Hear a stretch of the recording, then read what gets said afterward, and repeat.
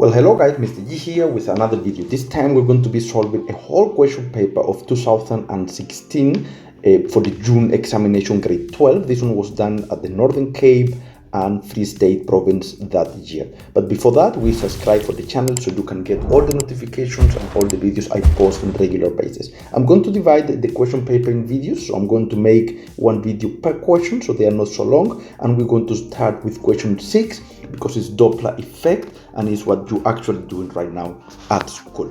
Now this question said the speed of sound in air depends among other of the air temperature. The following graph show this relationship, and you have a graph that show the relationship between speed of sound and temperature. Which one of the temperature or speed is the dependent variable?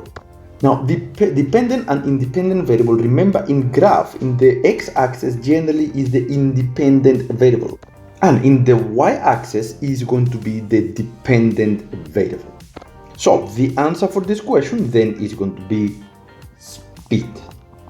Very simple. Okay, question 6.2. The gradient of this graph is equal to 0.6 meters per second per Kelvin. With how much does the speed of sound in meters per second increase for every 5 Kelvin? Increase in temperature. Guys, here all we have to do is to remember that a gradient is equal to the change in the y-axis divided by the change in x-axis, saying that this one will be the change in speed divided by the change in temperature, and they are giving you the change in temperature. So if we rearrange this one, they want to know what is the change in speed. This one is not that bad.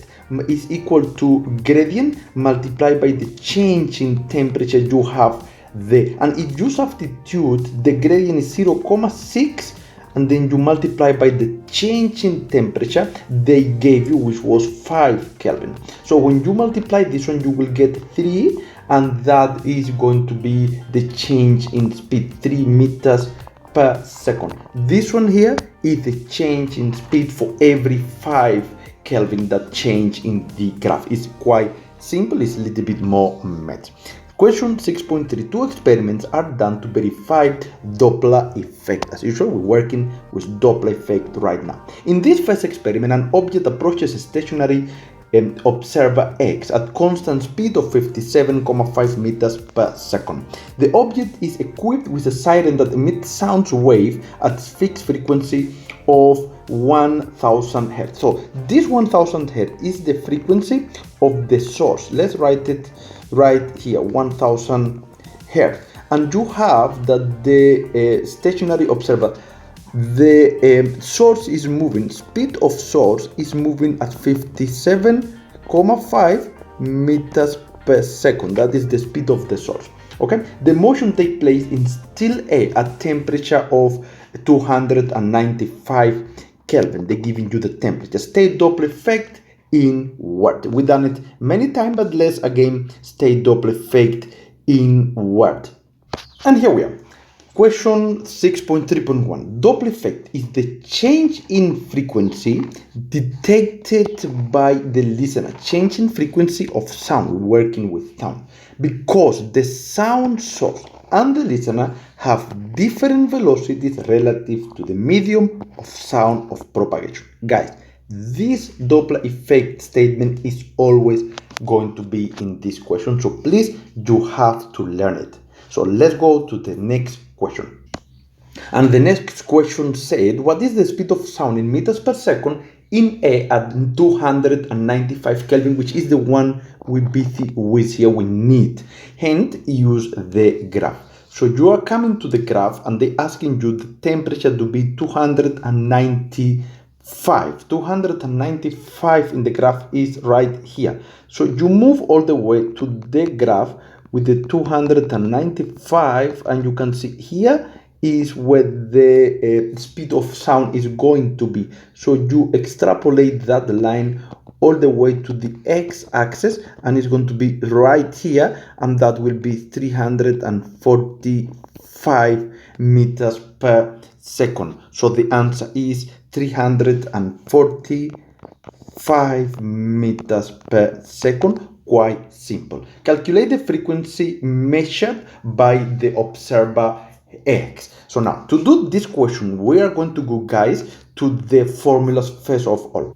And here we are with the formula. The first formula is about motion. So not about motion, forces, no forces, work, energy, and power. Now wave, sound, and light. Here are the formulas we are going to be looking for. This is the Doppler effect formula, guys, that you need for this question, or this one sometimes you're going to use it as well in this topic. It's very simple. Only two formulas. You don't have to memorize because they are here. So let's go quickly to answer this question.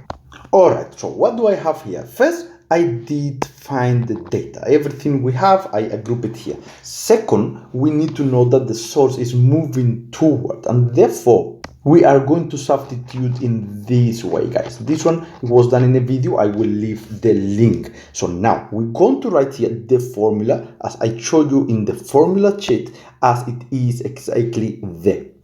And here it is. Here it is, everything exactly as it is in the formulas. Let's go back there. Here is the formula on this side, and I write it exactly as it is there. The only thing I add is the speed of sound. I wrote the word sound there. And guys, we do have everything. So now it's only coming the substitution, which I'm going to do real fast.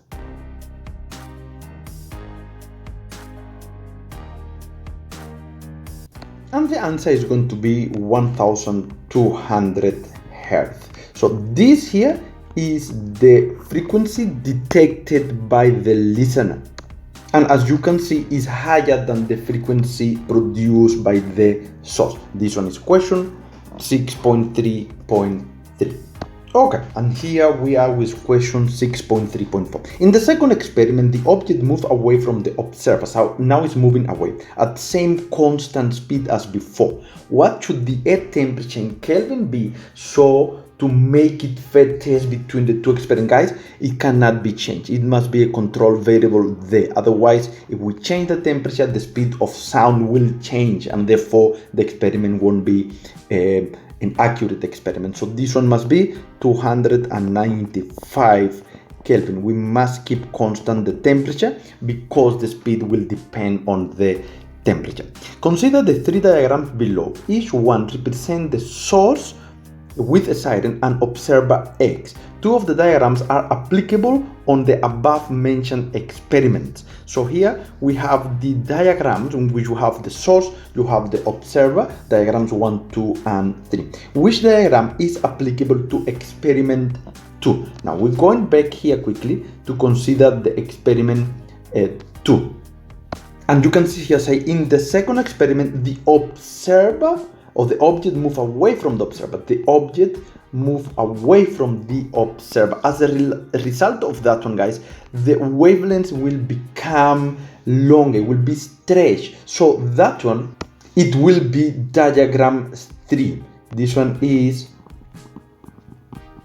diagram 3, because as the source moving away from the observer, what is going to happen is going to stretch or length the wavelengths, and as a result the observer will detect a lower frequency. So this one is the case. Which diagram is not applicable to any of the experiments, and give a reason for your answer.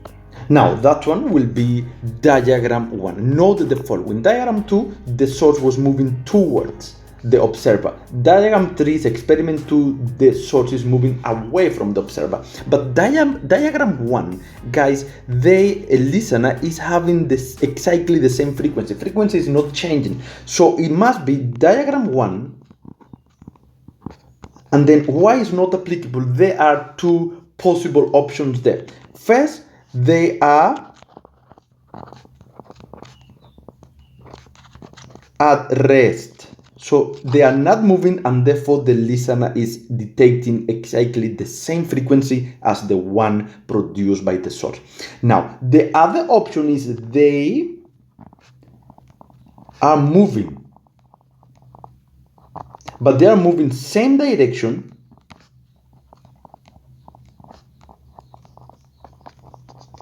at same speed.